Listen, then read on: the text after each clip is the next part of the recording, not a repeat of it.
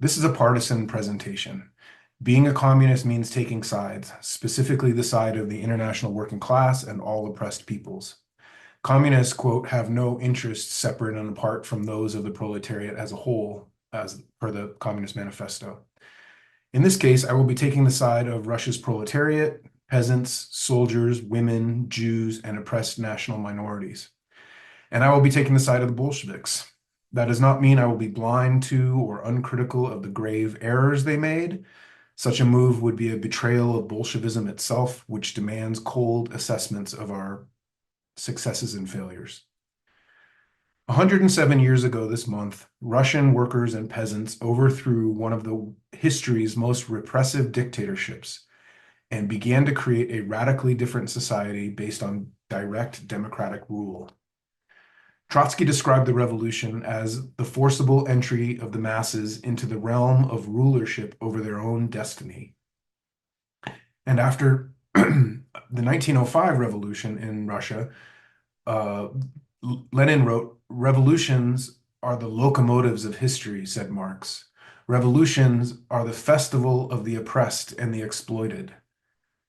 At no other time are the masses of the people in a position to come forward so actively as creators of a new social order as at the time of revolution.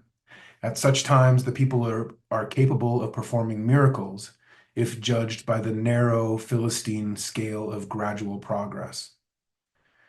12 years later, the people performed a miracle. They took history into their own hands. They put themselves in the driver's seat.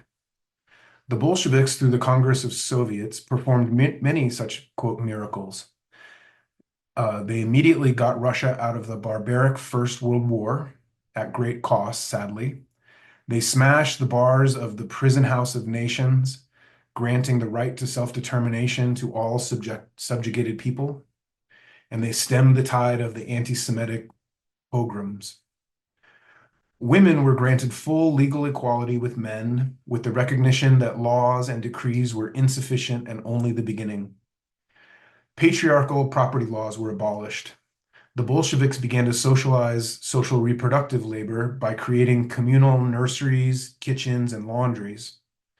Abortion was made legal and available on demand. Mothers were granted paid maternity leave before and after birth. Laws against homosexuality were struck down, and same-sex marriage was made legal. Free universal education brought literacy and led to a cultural explosion. The revolution ushered in a quote, change in the soul, as Lunacharsky might put it, as much as in the factory. That's a quote from China Mieville's October, the Story of the Russian Revolution, which I highly recommend. Most fundamentally, as the basis for all the other changes they made, the Bolsheviks changed the mode of production. They placed Russia's productive forces under the democratic control of workers and seized land and wealth from the aristocrats. They stripped the vampire of their fangs. Then, under the pressures of isolation, war, civil war, invasion by 14 countries, a decimated working class, and the nation's inability to produce enough to meet its needs under these circumstances, the revolution faltered. And far too soon, the revolution and all its miracles were reversed. As Bolshevism was turned on its head, the Bolsheviks who led the revolution were systematically murdered. One lesson we can take from 1917 is that another world is possible. Revolution is possible, despite everything we're told. And not just any revolution is possible, as, quote, all previous revolutions have only perfected the state machine, as Lenin said in State and Revolution, but a proletarian revolution, and that's what we're after, workers' power. A particular tool is necessary to make such a revolution, a revolutionary party. Despite the distance of a century and a half, despite the distance of a century and half of the globe, away, I don't know, that's not a great sentence. Let me fix that.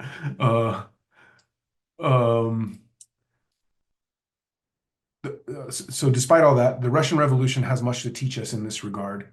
As John Molyneux wrote in Lenin for Today, The fundamental features of the class struggle from which the necessity of a revolutionary party derives, the hegemony of bourgeois ideology, the uneven development of political consciousness and confidence of the mass of the working class, the centralized power of the capitalist state, and the damaging and treacherous role of reformism. So these features are still in place and will continue to operate for the foreseeable future. October was the culmination of 3 centuries of struggle against the Romanov dynasty. Much of the organized resistance took the form of anarcho-populist terrorism, assassinating czars, killing cops, bombing palaces, and burning manor houses. Lenin, whose older brother was hanged after a failed attempt on the life of the czar, rejected individual terrorism. He wasn't a Marxist yet, but Lenin could see that the ultra-left path was as much of a dead end as the reformist path. Both were fixated on the powers that be, the czar, the Duma, the provisional government, rather than the powers that will be, the people themselves. Lenin called terrorists liberals with bombs because they had accepted this top-down logic. Only with the masses, through the masses, he would later tell Kropotkin, the anarchist, hinting at the very heart of Marxism, the self-emancipation of the working class, a distinctly bottom-up perspective.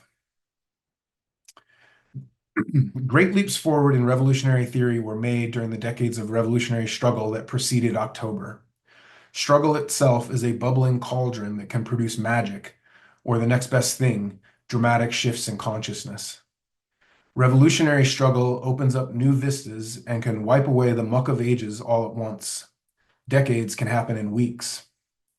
Compare, for instance, the drab reformism of Karl Kautsky in 1900 to the sparkling jewel of Marxist theory that emerged from a forest hideout in Finland, Lenin's State and Revolution, written months before and interrupted by the October insurrection.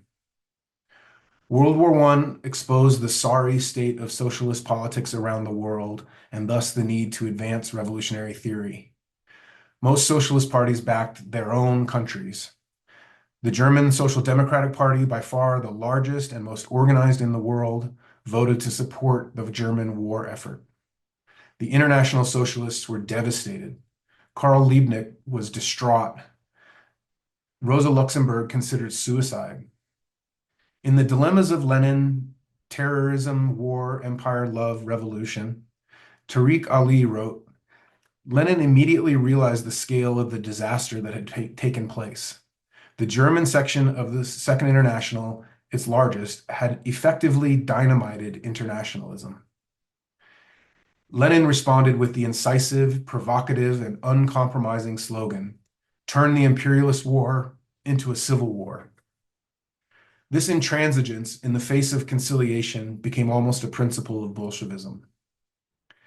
Later, in early 1917, Lenin was so repulsed by European socialists who had, quote, not yet broken away from the spirit of chauvinism and patriotism, which has led to the complete crash of European socialism, he fought to drop the word social democratic from the Bolsheviks' party name. The Russian Social Democratic Labor Party became the Communist Party. At the same time, he also criticized, quote, democracy as a facade that hid the domination of capital. In addition to terrorism and anarchism, Russian revolutionaries grappled with and ultimately rejected economism, which restricted struggle to the workplace and sectional economic concerns, legalism, which prohibited breaking the law, reformism, and trust in the provisional government. Until early 1917, most Bolsheviks had yet to reject stagism, the mechanistic view that before a proletarian socialist revolution is possible, feudalism must be overthrown by a bourgeois democratic revolution, made by an alliance with the bourgeoisie, and that bourgeois democracy must be granted time to mature. The inability to cast off ruling class and other incorrect ideas led to crippling doubt and timidity at critical turning points.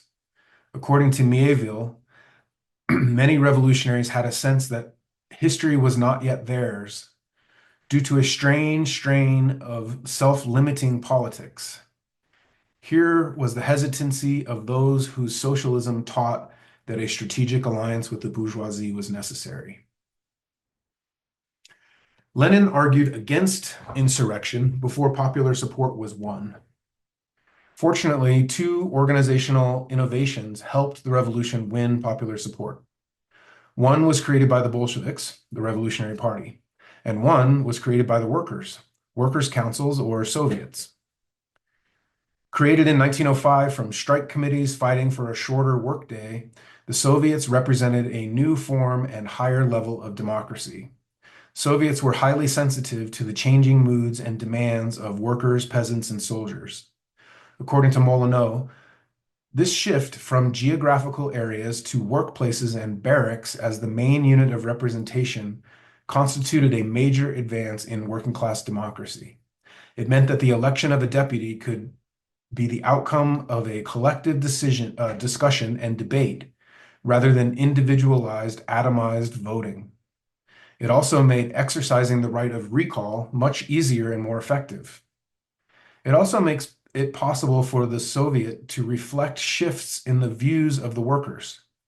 This is very important in the midst of a revolution when, precisely because the masses are involved in daily struggle, the consciousness of the working class is changing very rapidly. And clearly, workplace-based elections reinforce the class character of the democracy of the new state. End quote. That was a long one. The Soviets grew into an alternative form of social organization from that of the provisional government. This ultimately led to a situation of dual power. Something had to give. One power had to give way to the other. So on the run-up to the revolution, ferocious debates raged within the party, giving truth to the shorthand for democratic centralism, freedom of discussion, unity of action. Lenin, who can be characterized by his, quote, tactical flexibility interwoven with revolutionary intransigence, was often opposed and had to fight for his political positions. This was as it should have been, no free passes. Lenin's April Theses provides a dramatic example. When Lenin returned to Petrograd from exile in Switzerland, he was all business, barely greeting his comrades who had thrown a giant party to welcome him. Addressing the crowd, he demanded that the Bolsheviks take a sharp left turn. They should not only reject any compromise with the provisional government, but prepare for its overthrow. His speech unleashed bedlam, according to Mieville, particularly among the old Bolsheviks, who were party leaders in their 30s. But after 2 weeks of around-the-clock debates, the Petrograd Bolsheviks voted for his position by 33 to 6 votes. In retrospect, the April Theses saved the revolution. All power to the Soviets became a Bolshevik slogan after Lenin noticed it on a protest banner in the spring of 1917 and made it central to their agitation. When conditions changed in the following weeks, Lenin retracted the slogan, considering its use a leftist deviation. In August, they rolled out the very catchy complete liquidation of the dictatorship of the counter-revolutionary bourgeoisie. But then as October approached and Soviet power surged again, all power to the Soviets was revived as a slogan. July of 1917 began with spontaneous armed demonstrations called the July Days. Later that month, when the provisional government was on the ropes again, workers surrounded the Soviets' executive committee and demanded, in the words of one sailor, quote, "Take power, you son of a bitch, when it is handed to you." End quote. In August, fearing further reaction after the vicious state repression of the July Days, the Bolsheviks formed a tenuous coalition with the more conservative Mensheviks and the socialist revolutionaries. Lenin had claimed, quite incorrectly, that, quote, not a single honest Bolshevik who had not taken leave of his senses completely would agree to any block with these forces, even in the event that a counter-revolutionary attack appeared genuine. Mieville called this alliance a grudging counter-revolutionary collaboration. In September, Lenin assessed the balance of forces and finally advocated for the seizure of power. The Bolsheviks censored him and burned all but one copy of his letters criticizing them for their reluctance. Lenin threatened to quit the Central Committee to give himself the freedom to campaign among the rank and file. At an emergency meeting, the Bolsheviks finally voted for insurrection with two opposing, Grigory Zinoviev and Lev Kamenev. Kamenev went so far as to publish vague hints about the planned insurrection, a devastating betrayal, though it ended up being inconsequential. And Lenin later forgave him. Because it was backed by the power of the Russian workers, peasants, and soldiers, the actual seizure of power in October was shockingly lacking in violence. As Neil Faulkner wrote in A People's History of the Russian Revolution, the very success of the October insurrection hides its true character. The revolution is so ripe, the social crisis so deep, the authority of the government so hollowed out, the masses so willing to support decisive action, that in the event, a few tens of thousands were sufficient to execute the popular will. For Marxist theory and practice have little value apart from each other. Practice without theory is a car with no steering wheel. Theory without practice is just the steering wheel. The Bolsheviks built a democratic centralist revolutionary party to hone their theory and practice to a knife edge.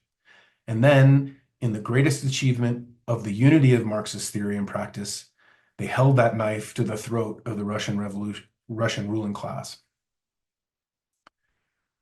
The Bolshevik Party was built on an uncompromisingly revolutionary Marxism. It had no reformist wing.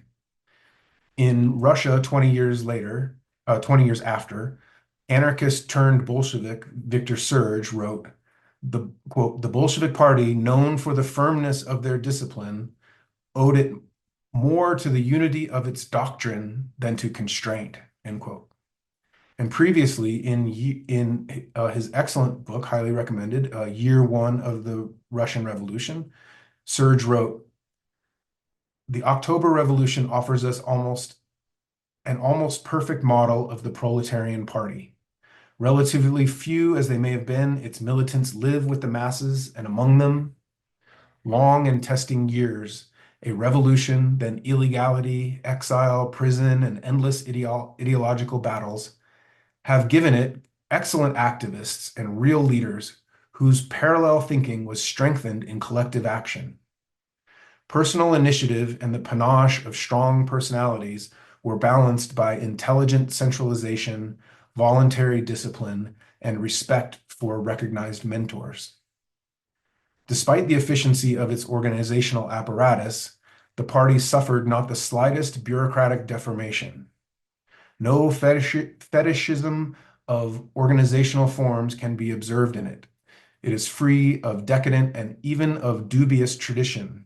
Its dominant tradition is that of the war against opportunism. It is revolutionary down to the marrow of its bones," end quote. Today, many revolutionary socialists grapple with the question of whether to join big tent socialist organizations with a heterogeneous mix of reformist and revolutionary politics. Firebrand shares the Bolshevik view of socialist organization. Working class militants who have come to the conclusion that the whole system must go can be more effective if we work together in a single organization that can generalize from past and present struggles, develop and project our politics, and coordinate our efforts into a national movement. We want every movement against exploitation and oppression to take up revolutionary politics, strategy, and tactics. We want to win the decisive elements in decisive fights against capitalists, their state, and their police to revolutionary politics. We want the movement to advance toward revolution and learn and grow in the process. The contradiction between the ruling ideas of society and capitalism's tendency to make workers fight back creates mixed and uneven consciousness. Uniting the most advanced workers facilitates the process whereby those who hold a mix of progressive and regressive ideas can be convinced to become unequivocal champions of the exploited and oppressed, and the most convinced supporters of a socialist alternative. This is the essential purpose of vanguardism. It's no great conspiracy. We must resist the temptation to consider ourselves to be the vanguard, to be the Revolutionary Party, or even the embryo of such a party. That orientation tends to result in isolation, irrelevance, and ideological and organizational rigidity, rather than an openness to developing Marxism in order to better understand and escape our predicament. Instead, we hope to create the preconditions for such a party to exist in the future. Based on our own revolutionary theory, which is influenced by the Russian Revolution, one way we in Firebrand are working to create the preconditions of a revolutionary party is through the development of cadre.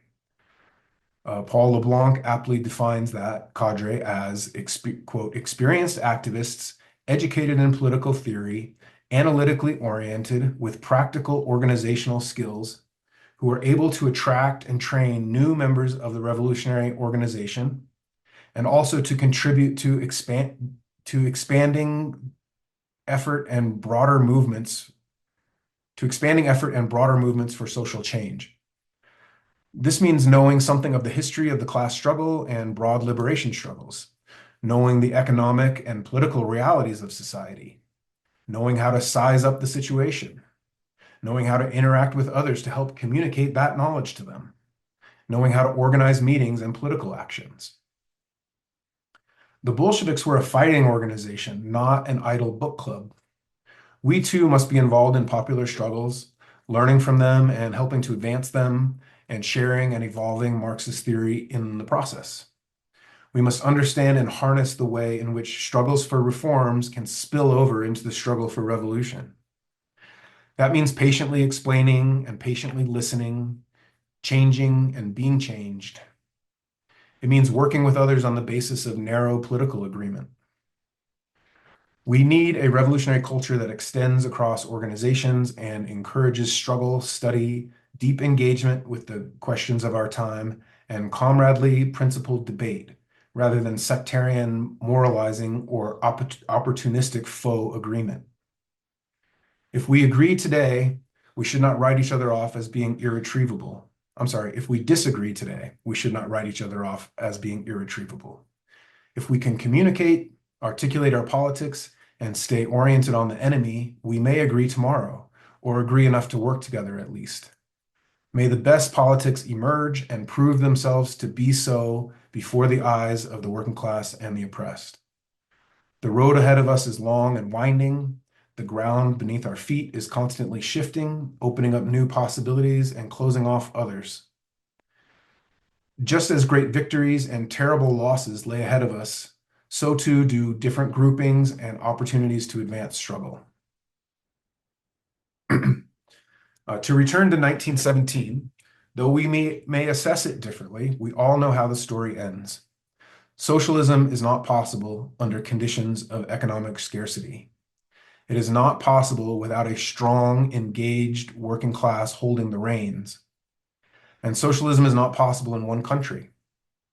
The Russian Revolution became a holding action that held out as long as it could for support that never came, particularly from the unrealized German Revolution.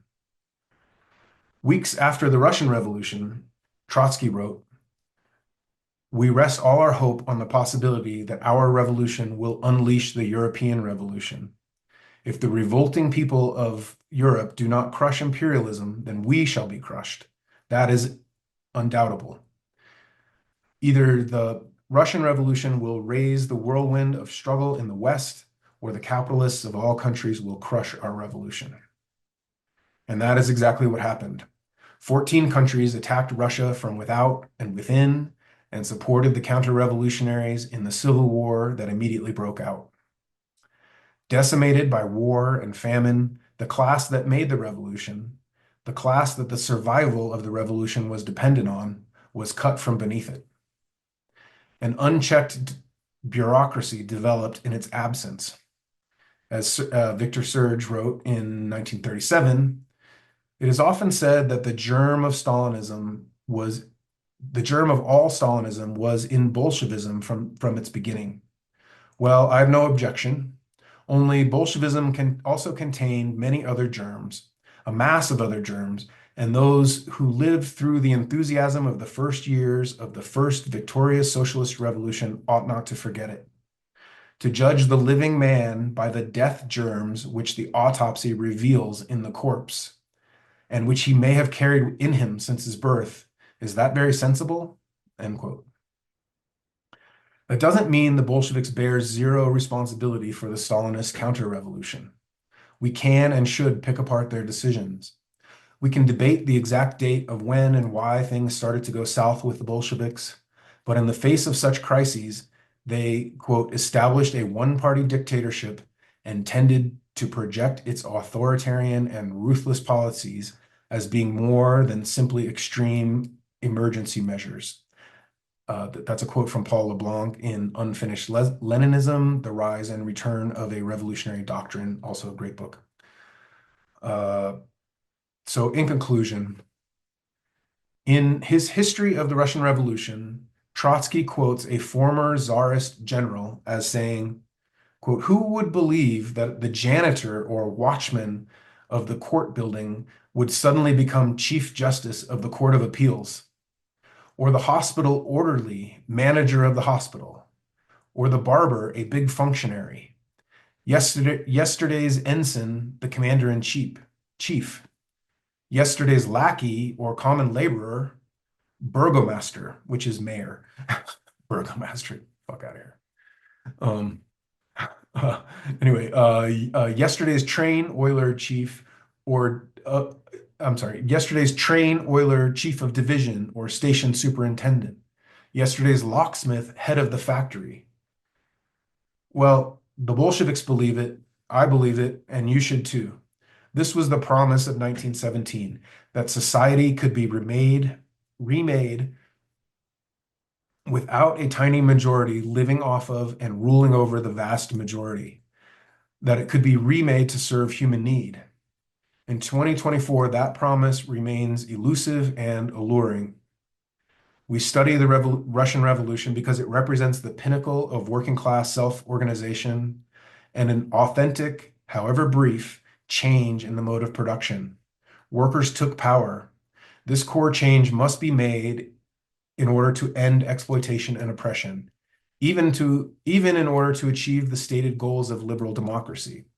Without workers' power, any reforms we might achieve will be partial and under constant threat of reversal. So 107 years later, we have to remember we did it once and we can do it again, and we must. Thanks, comrades.